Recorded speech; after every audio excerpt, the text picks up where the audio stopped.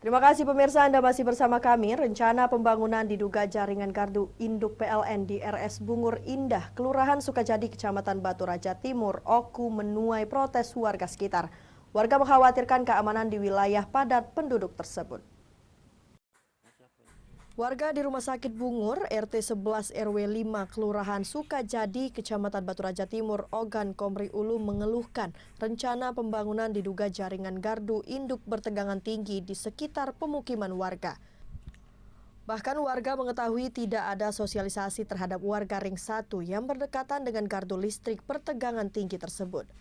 Warga mengaku khawatir keamanan nyawa dan harta benda mereka saat pengoperasian nantinya.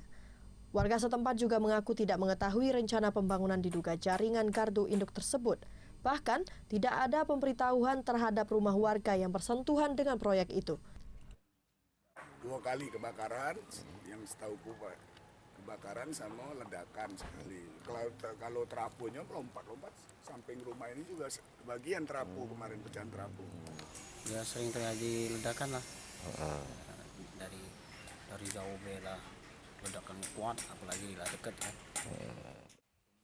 Warga setempat mengaku bukan menghalangi proses pengerjaan proyek yang berada di wilayah mereka, tetapi mereka meminta aspek keamanan bisa ditingkatkan lagi. Belum ada keterangan resmi terkait pembangunan proyek tersebut. Namun di lokasi terlihat plang tersebut berbunyi tanah ini milik PT Sumbaksel Energi Sakti Pewali tegak berdiri dan beberapa pekerja masih membuat pagar penutup. Dari Ogan Komri Ulu, Widori Agustino, iNews melaporkan. Pemirsa, demikian sajian seputar iNews Sumsel hari ini. Terus saksikan program seputar iNews Sumsel setiap Senin hingga Rabu pukul 5.30 pagi waktu Indonesia Barat.